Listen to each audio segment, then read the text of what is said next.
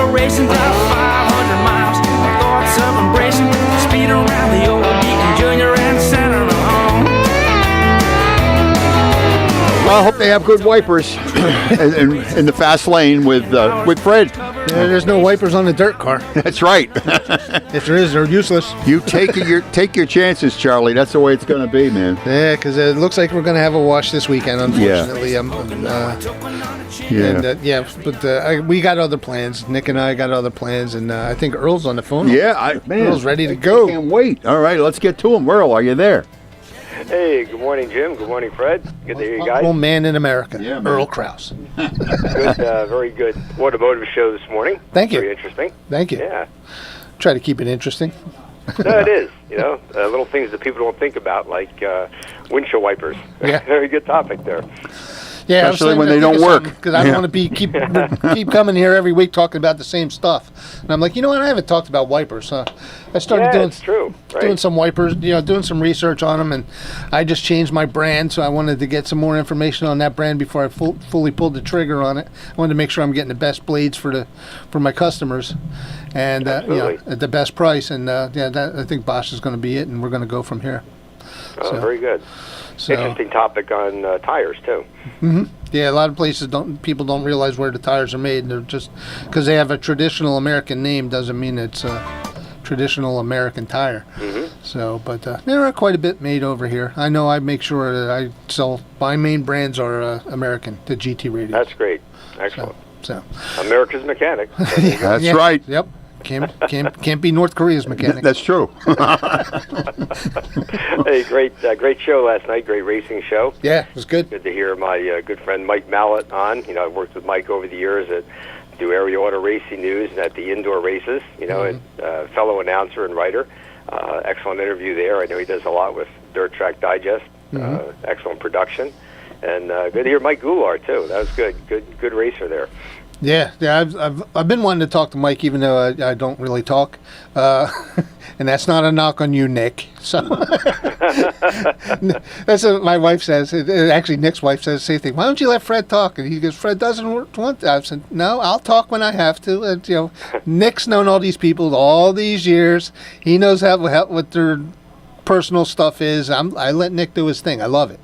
So I'm not that way. So you do make a good team. Very good. Yeah, we are a good team. So, I've always wanted to talk to Mike. I'll see him in the pits next time there ever is a race, and I'll chat with him when he's at New Egypt or Bridgeport, whenever I'm at. And that's good. He's for a relatively young guy. He's a old school racer, and I knew his dad very well, Rudy Goulart, who was a racer himself.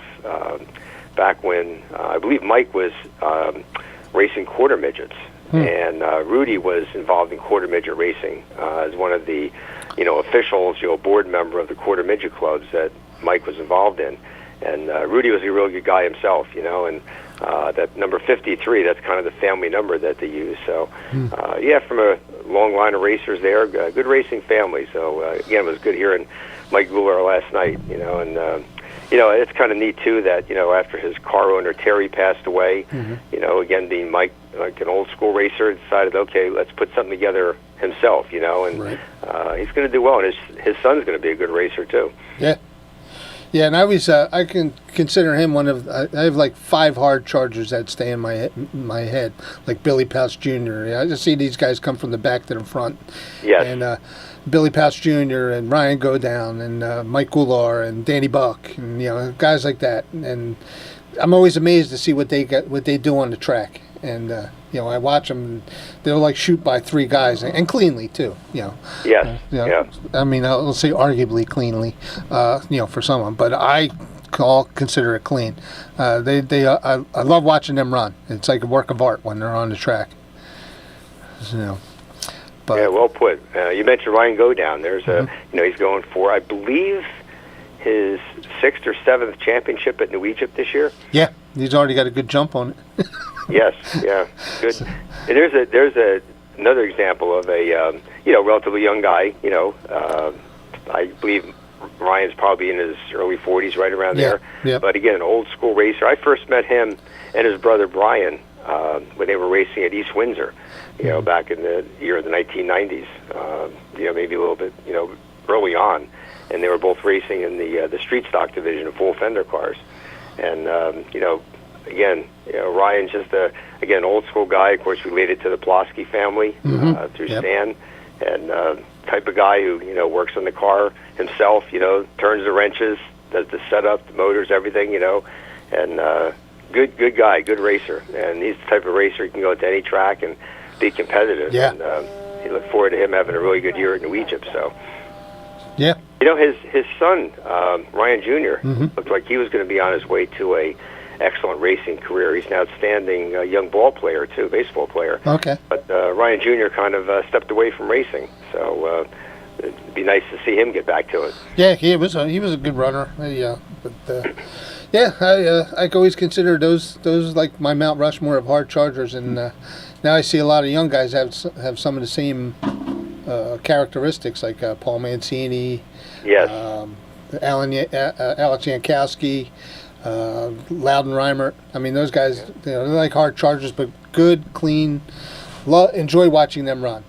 Yeah. Another one to watch for the future this year, definitely, and he's been an outstanding young racer in the indoor series, is Tanner Van Doren. Yes. Yeah, he's got a great career ahead of him. Yeah, we talked to him last week 2 weeks ago down in New Egypt, and very, very nice young man, and really enjoy watching him run as well. And Logan Watt. Another excellent. Yeah, Logan Watt. He was a great kid. He's a great kid. Yes. Yeah. But I known his dad, Ryan, for many years. Again, a very fine racer. Again, always very clean. Again, a hands-on type of competitor. And Logan is really, as they say, cut from that same cloth. He grew up in it. Racing quarter midgets as well. And it's amazing. I mentioned last week.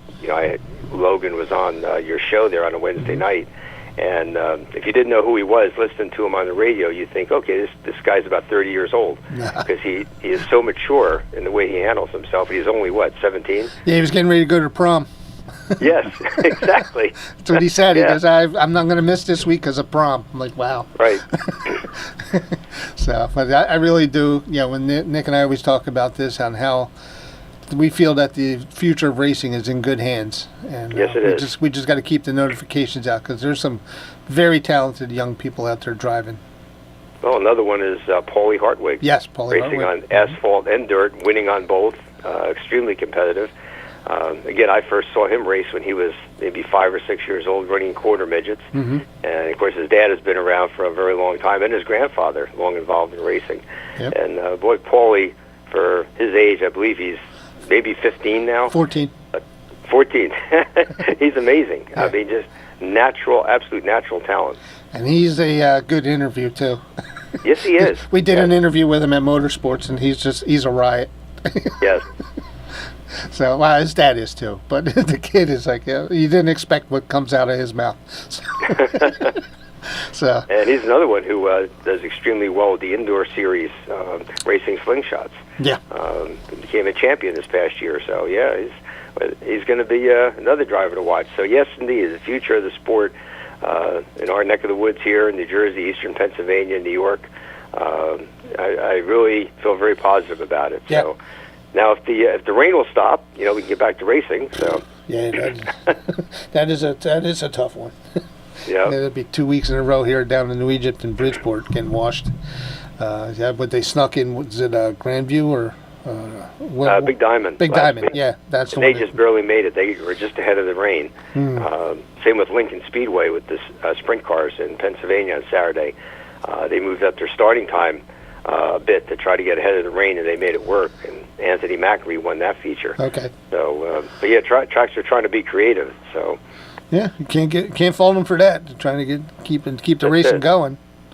So, but we try to tell, because people are like, oh, it's not raining on Saturday. It rained all day Friday, But they don't realize that the track, when it gets that wet, it doesn't just go away. It makes itself all ready as soon as the sun comes out. Right. So, like that, all that stuff runs under the compounds and tears up the track, and you get a couple of cars out there, and it just kills it right away. I've actually seen it in New Egypt probably about 5 years ago or so, where the track got torn up so bad that nobody wanted to go out there. And then they're like, we're not tearing up our equipment. The track's exactly. too bad. You know. So, but so a lot of people, fans, we're fans, but a lot of people don't understand what goes on behind the scenes with all that stuff. The business side of it, for the track operators, and you yourself, Fred, you have a vintage race car now, and of course you're not running for money, you're running for the sheer hobby of it. Right. You know yourself, even with a vintage car, how much money is involved in parts and the maintenance of it. And you're a businessman, so what you're doing is, again, from the hobby side with the vintage car, but you know what race cars cost, and take them out into a very rough racetrack, tear up equipment for no reason. Yeah, so you can see why, you look at the forecast and say, you know what, this is just not worth it to try to run a race and then only have maybe a few hundred people in the grandstand besides. Yeah, so you get that. And then we want to see racing, but it's also, you got to look at the practical side. Right. I mean, I have a vintage car because I don't want to get involved with all that racing.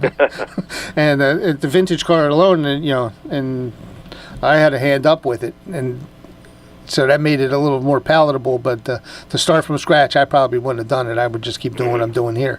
But I'm really looking forward to getting out and doing some running this year and just doing some driving, not so much running. That's great. So I know our good friend Mark Yapel has helped you get it all set up there, so he's all ready to go. And I know you got Mark's expertise kind of tuning that car. That is. Mark is the wizard, and been around a long time doing it. And him and my dad used to work side by side with different cars, and so they know each other. And my dad's like, "Yep, you got the man." I said, "Well, you're not here." So he said, "No, well, you got somebody better than me." So I'm honored to have Mark give me a hand, get my car ready. Great guy too. Oh yeah, great guy. And we're going to do a video with him on Saturday. I got to do a couple America's Mechanics. We're going to throw a Wide Open Wednesday in there too with Mark, and talk maybe some about the car setups and some of the behind the scenes stuff. We're going to save the time capsule stuff for you. So and hopefully we can get that together in the next couple of weeks, because that's going to be awesome. I'm so excited about that.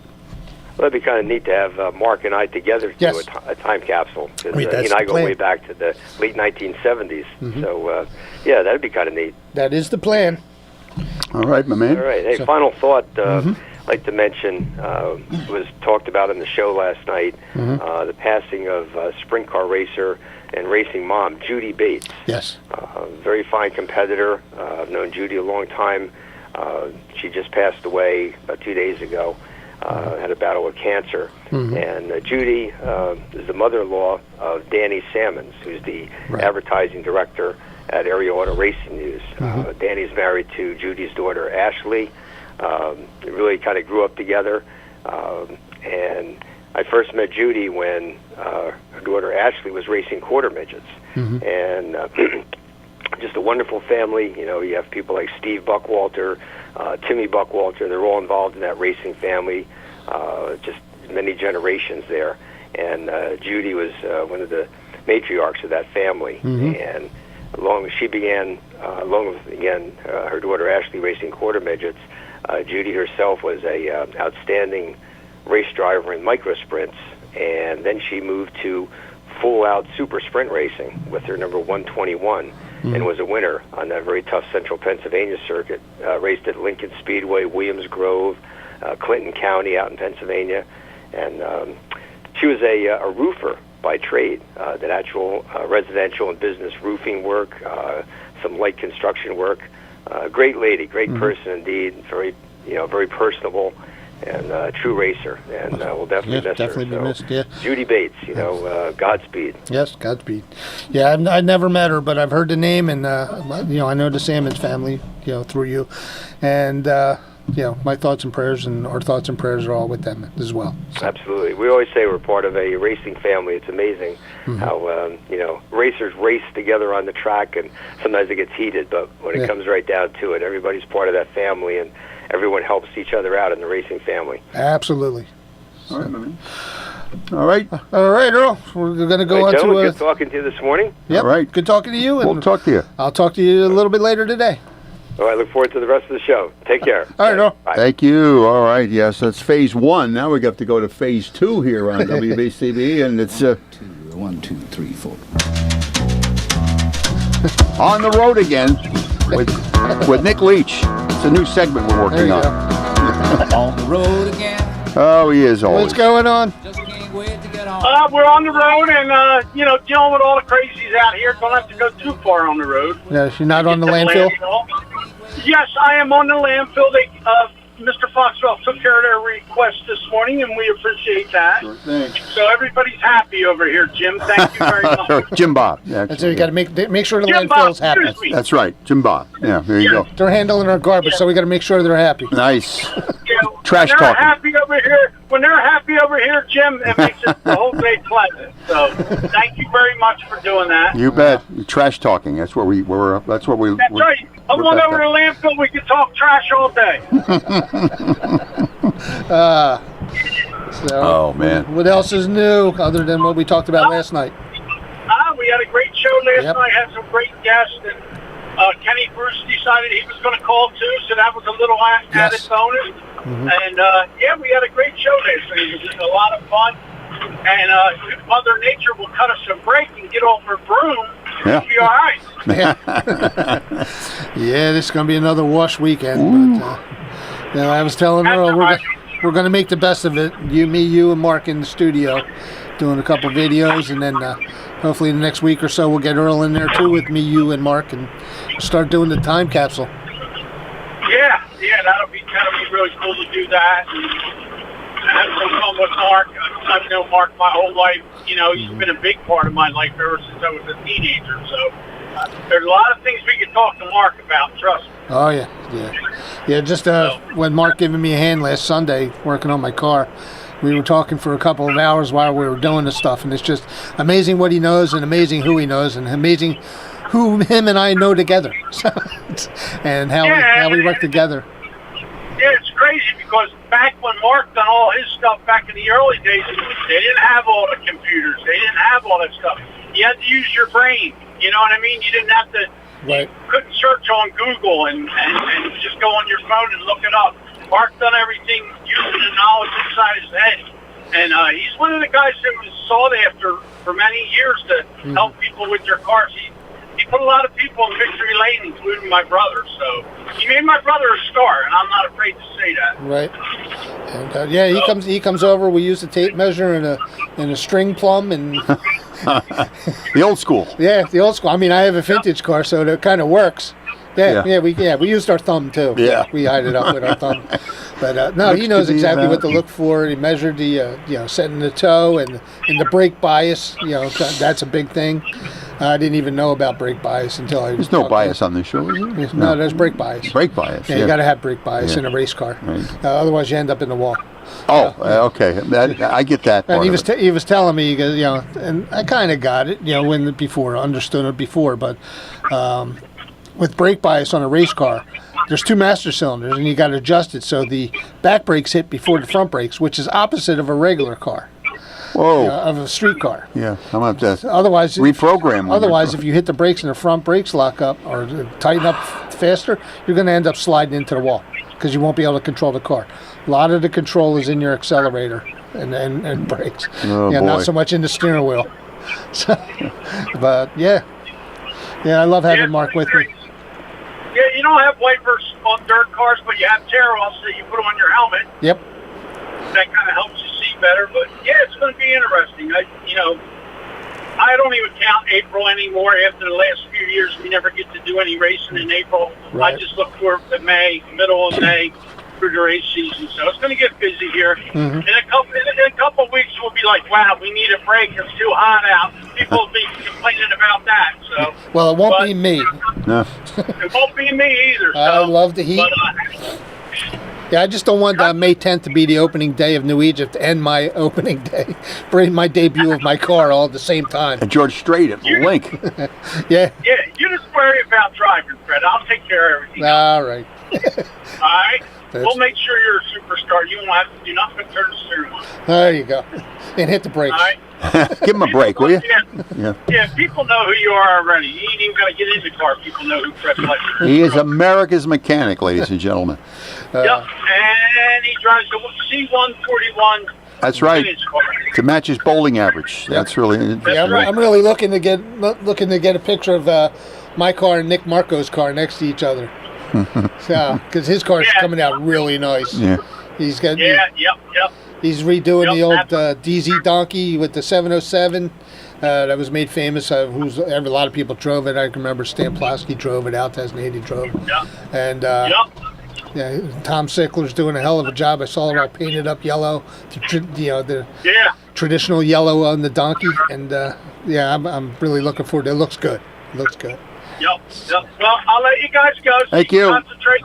Country music and racing, Jim. Remember that. That's right, my man. Yeah, we're American. We're on top of it. It's because we're American. All That's right. You All betcha. right. We'll talk to you later. Be good. Thank you, All right, Nick. All right, there you I'll go. talk to you. On Bye-bye. the road, I got a little theme song from there. there On you the go. road. Yeah, I saw that where I said, you got to be done. When he said, racing's coming to Bristol. I can't believe it. Hey, what do they do? Go down Route 13, go through Croydon, and turn around at the Sunoco station, come back? Well, if they don't get carjacked in Croydon, they make That's it back. yeah. I said, wow, in Bristol. Imagine having a race in Bristol, but it's Tennessee, and it's not. Bristol, Tennessee. It's not here. I haven't even followed it. I don't know if this I don't know if they're still doing dirt because they did do dirt down at Bristol. I saw the Bristols, and I said, how do they do that? I mean, they go down 13 and make a left. Make a left on and Bath get Road and come back through. Yeah. May hit 95 going the other way. Hit the wall at Otter Street. Yeah. Yeah. They got Penco Tech there on Otter Street, so you can stop pulling and get True. the pits. Right. That's where they set up the pit. They've had construction. And we're there getting out of hand there, Jim. I know it. It's But they- Bristol, Tennessee is this week. Last week was Martinsville. Won by Denny Hamlin. He's 2 in a row. that's right, Denny Hamlin. Yeah. Yeah, I didn't watch the race myself, and I'm not even sure of all the finish, but I've heard the usual controversies after every Oh race. yeah. Yeah. That's the Did usual. Bubba Wallace take out Kyle Larson to bring out another? I'm over all that stuff. I know this. It's almost like pro wrestling. Get the bad guys, the good guys, whatever. But you get others that, hey, they like being bad, and they don't care if you like them or not. I guess it's always been that way. Yeah. But how I remember it is everybody had their favorite drivers, Yeah. and you'd be upset if Rusty Wallace beat Dale Earnhardt. Or Yeah. If you were a Rusty Wallace fan, you were mad if Dale won. But nobody gets into all these things. Rivalries. Yeah. And again, like Earl said, this is a racing family. Yeah. I remember Donnie Allison and Cale Yarborough having a knockdown. Oh yeah. And they ended up being, they were friends. It was just Yeah. the thing. In the moment, But heat I of the don't like moment. all the behind-the-scenes controversies like NASCAR, and Creed Yeah, and it's- stuff like that. I think back maybe in the old days, Fred, it was win lose, and now it's corporate and Yeah, it's too much money is calculated, and it's you can't do this and you can't do that. Too much money involved. Right, Yeah. and it's sort of tainted everything, and it sort of put everybody in the background. Well, back in the old days, like you said, they had fist fights in the pit. That's we're gonna settle it right here. Yeah. Whatever. And again, I probably have seen him in Flemington or East Windsor when I was there, but never thought too much about it. And a lot of those guys stayed friends. I mean, Yeah, it was just a part of the competition. It's sort of like Ollie Fraser. They like, sort of got to put me in a respect for wall. each other, kind of thing. yeah. Well, I mean, I'll speak in my family. Yeah. Half my family loves Stan Plosky, and half my family loved Billy Osmond. My dad was friends with Billy. Right. So, we're acquaintances with Stan, and it would be like, oh yeah, Stan's going to kick your butt this week, and it's go back and forth. No, Billy O's on. It's like we'd have those things, but there was no bring some juice to it. Yeah, there was no but it was competitive. animosity. Yeah, Stan and Billy are friends. Yeah. It's like Yeah, but and now I'm friends with both. So. Yeah, but they wanted to win. What's the matter with that? I don't know. That's what it's all about. It's the whole idea, and it's intense. And I tell you what, you really feel alive with the adrenaline flowing there. That's a good thing. Yeah, you root for somebody, root for your favorite driver. That's why there's more than one out there. Right. So, but you don't have to take it to the extreme and start. Yeah, I facing started people. watching a little bit where they had the racing commentators trying to guys who did it before trying to do it again. I said There's a British guy on FS1 that I just can't stand. I don't know. It sounds like he's looking for problems. Yeah, and it could be that it's probably a British thing. Yeah, or say something. They'll say something controversial that you'll get something. He can't say that, and it'll be posted on Facebook or. Yeah, they just go for the likes and the hits and. Yeah, right. Just did you hear what he said about no, I did not. No, I don't like all those clickbait things and all this stuff. It is a lot. It is kind of like anything else, a clickbait. Look at me now, kind of thing. Yeah, but I'm not one of them. I just like to go out there, race hard. Yeah. Announce the race. Yeah. Talk about a pass. Talk about this. You don't have to read into things. Yeah, you just hope for a competitive race and nobody gets hurt. Yep. Kind of stuff. Absolutely. Where, everybody has a tendency to focus on something really bad. That goes on, but there's a risk involved, and I think everybody knows it. Mm-hmm. I mean, something I wouldn't do. Yeah. I mean, even in the vintage racing. Yeah. If you're in a race car, there's a risk involved. And absolutely. Mine is minimalized, I believe, because I'm in it, but it's still there. I mean, I don't want to hit a wall. I'm not actually hard racing with these guys, and that's another reason why I got into the vintage, because I'm not going to go out there and try to force myself in between 30 other guys at the same time. Yeah. Well, and that's not me, for one, and two, I'm too old for that stuff, and three, it's just I do it every day, trying to get home on the Burlington-Bristol Bridge. Yeah, and trying everybody in line. Yeah. Take 295. It's safer, maybe. But, I don't know about that. No, but there is the element, and that's the beauty of it. I think that just anything could happen. Mm-hmm. And maybe you've been doing it for a long time, and a guy comes from all the way back to win. Yeah. Strange things happen. Yeah, we've seen that. Things that never happened before. So and exciting things, even though I didn't stay for the whole race because it got a little too cold. But watching Logan Watt hold his own, I mean, a 16-year-old kid holding his own against some of the biggest names in racing with Stuart Friesen. Yeah, that's a good story. That's great. It's a good story. I checked the internet when I got up the next day, and I'm like, Logan Watt stayed that whole time. Yeah. And I called Nick, and I'm like, holy shit, Logan was. Yeah. And he's like, yeah, he was actually going for the lead a couple of times. He was like Bobby Orr coming up at 18, something like that back in the day. Shohei, Kotani, But those are the good stories. You don't need any controversy. Those are the good stories that you could be announcing and stuff like that. You don't need to.